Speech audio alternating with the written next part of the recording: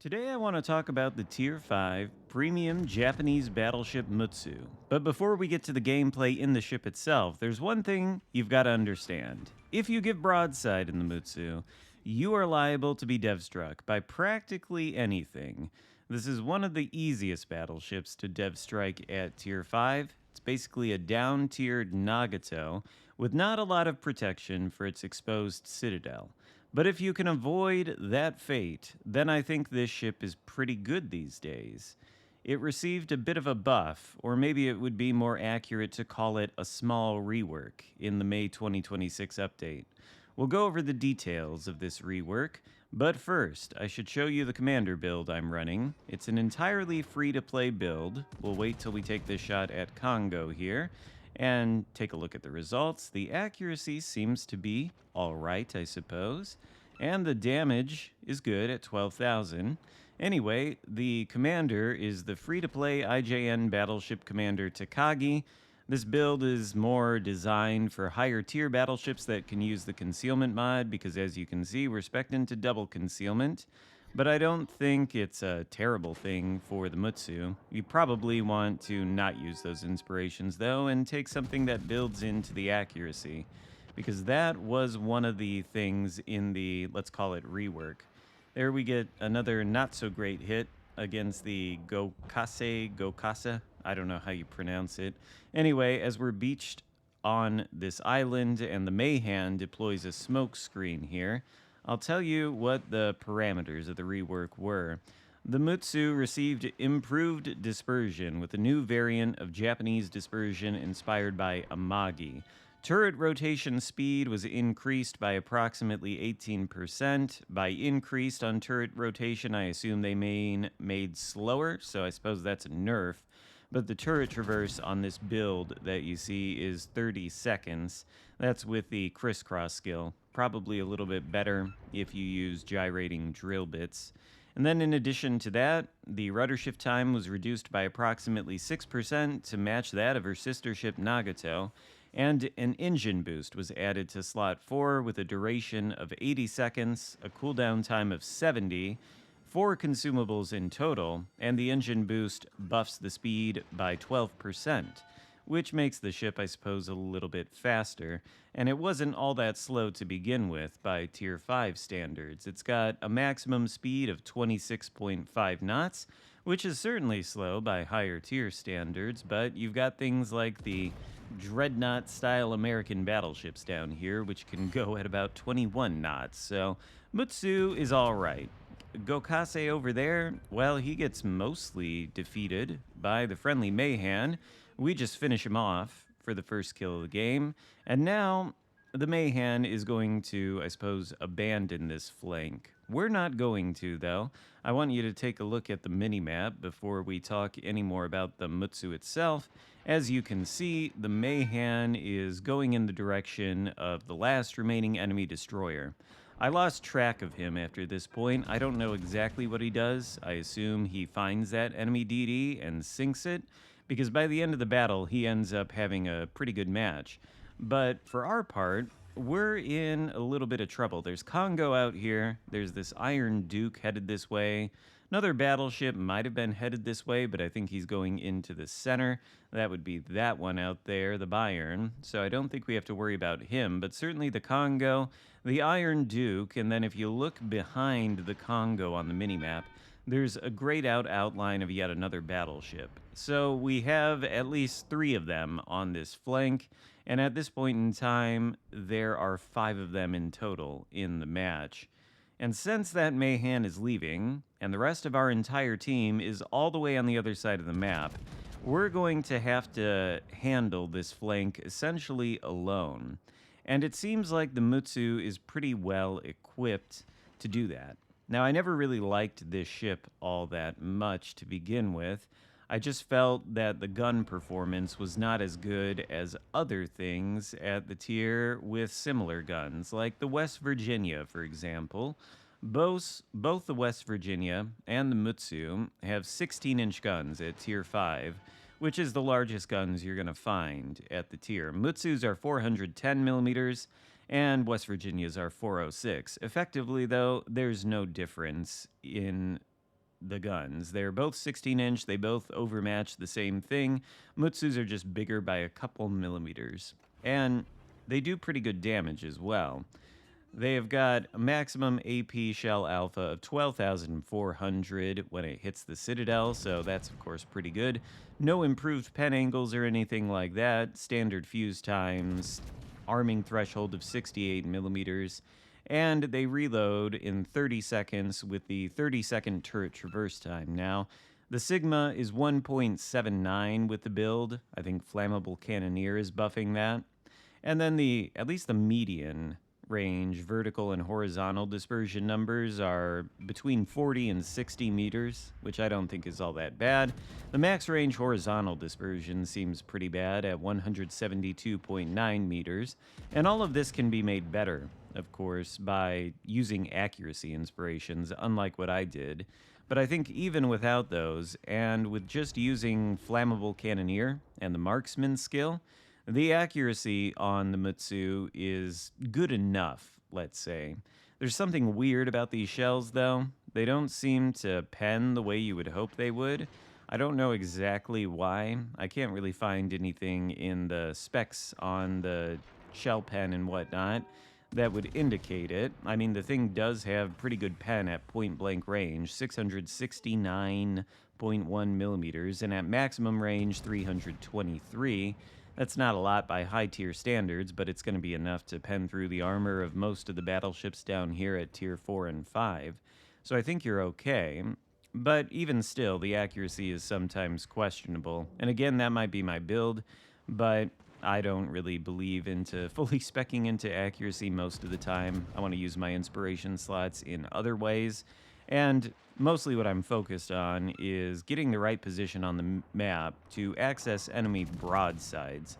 I feel like if you can position in the right place on the map to get those, then everything is going to follow from that, even if your salvos aren't individually as accurate as you might like. Now anyway, we're kiting toward the map border on this flank because we're being pursued by Iron Duke. And on the other side of the map, who just got spotted, you can see him there, is a Tennessee. Were we to push forward in this situation, we're going to find ourselves caught between the Iron Duke and the Tennessee. And you saw from that first clip where I was playing the Fuso, what can happen if you give broadside even to another battleship at Tier 5. Mutsu is playing with fire every time it does that. Good chance that, battleships at this tier are perhaps not the most accurate in the game. Something might happen if they shoot at you. They might not get a great damage roll and you might be okay, or you might be dev struck. You don't want to take that chance, I don't think, so you certainly don't want to sail between two battleships. And when you're alone on a flank like this versus superior numbers, really the only option, I think, in this scenario is to kite. Especially because the rest of the team, as you can see, has undoubtedly cleared that other side of the map. The friendly destroyer's still alive. So is the enemy one. Looks like that enemy one is probably back inside of the enemy base as our team is capturing it, trying to prevent that. The Congo that we were fighting earlier seems to have noticed that things are going wrong, and he's turned around to go back and defend the base as well, leaving us the only ones in the area to defend the blue cap against the Iron Duke here, who, I guess he's gotten into the cap, but we've dealt so much damage to him as he's pushed in that it's not going to work out for him. And of course, these shells, being 16-inch guns, can overmatch a good deal of armor plating at the tier on both Tier 4 and Tier 5 battleships. So it sometimes doesn't matter what angle they're giving to you if the shells can just ignore the armor. And Iron Duke, for his part, seems to have realized that his capture circle is in danger. And even though he's in ours unspotted for the moment, which is going to give us an opportunity to turn around here, I was hesitant to do that because I didn't quite know what happened to Tennessee. If we had turned around and given broadside to his position, well, again, that first clip might have been our fate. But since we're dark, we can turn around safely, and we can start heading back in the direction of our cap. Iron Duke, as you can see, has left it. He's undoubtedly going to sail into the center of this map and try his best to defend his base. But as you can see, he's going to be met by a friendly battleship that's also moving into the center. So I don't think we have to worry so much about him. Instead, I suppose we can focus on the pristine, full HP Tennessee. And you might have been watching the gameplay up until this point and thinking I maybe should have been more aggressive or done something different. But again, when you're alone on a flank versus 3 enemy battleships and you're literally the only thing standing between them and your base, I think it's incumbent on you to stay alive. And of course, if they're pushing into you from opposite angles and pushing into them means you're going to be crossfired, well then kiting is the optimal solution. And that's what we've done here. We get the high caliber medal. We're over 100,000 damage now. Iron Duke, I believe, is going to go down. He's on a sliver of HP. I think that blue battleship is healthier and is going to be able to easily finish him off. The enemy DD is still alive for his part, but I think he must be in the red cap. Yeah, there he is. He gets spotted by the Mayhan, who helped us out earlier on the flank, and I think ultimately the Mayhan is going to end up taking him down. Obviously, USS Tennessee out here has vision of something near the cap, probably the Mayhan, and he's shooting at him, so we want to keep the pressure up as he kites away. Suppose we can catch up to him, too. He's a very slow battleship. I don't think he goes much over 20 knots, and we, of course, have the engine boost running. In a straight line, we're about to hit 29 knots, and that's kind of nice. I think the ability to reposition is nice with this engine boost. Not a lot of battleships at Tier 5 can achieve this kind of speed and this kind of ability to sail around the map. Meanwhile, both destroyers take themselves out and cancel out each other's effect on the outcome of the battle, and the enemy team's down to 2 battleships, the Tennessee and the Congo, which retreated from the flank earlier. I don't think the Congo has a lot of HP left, and it seems like he's broadside against 2 of the 3 friendly battleships in the area, so I don't expect him to survive much longer. The one battleship that took out the Iron Duke is also shooting at the Tennessee, although he gets taken out, I suppose. And we get a good hit on the Tennessee, overmatching his armor and doing 10,000 damage to the back of his ship. That, I suppose, is the power of the Mutsu. And again, it's a little bit of a dice roll to see if you're going to get a salvo like that, or one with a couple overpens, maybe 1 pen that does a couple thousand damage instead of 10. But anyway, I think this demonstrates the damage output of the Mutsu in sort of a realistic way. None of these salvos are like pinpoint accurate. They're not probably blowing anybody out of the water with the tight shell grouping and excellent dispersion.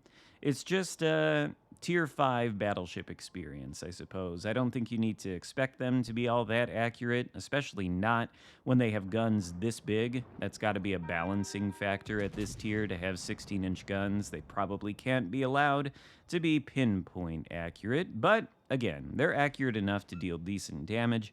We're up to 144,000 now. We do have the high caliber medal. I don't remember if we end up getting the Confederate with a little bit more damage against Tennessee. We'll see here. He's on like 1 bar of HP now, so probably 1 salvo is going to be enough to finish him off and win the game. But the Mutsu, after this rework, to be honest with you, I can't really compare it all that well to how it was prior to this rework or buff, but I enjoyed my time testing it out yesterday, which is not something I would have said about the ship years ago. 149,000 damage in the Mutsu with a high caliber medal, and I think a fairly decent result with over 2,000 XP, if I remember right. Yeah, 2,300. And also just a good example of rather banal and boring tactics, i.e. kiting on the weak flank and tying up the enemy for long enough for the strong flank to win their side and get into the cap. Legends 101 in terms of strategy there, I suppose. But the Mutsu is decent these days, and I believe it is a ship that is available for 500,000 global XP. So technically, it's a freemium. And, well, yeah, I would recommend buying it, I suppose, these days. I wouldn't have done that in the past. But the ship seems pretty good now. So hope you enjoyed the video. If so, give it a thumbs up. Consider subscribing if you haven't already. And I'll see you next time. Goodbye.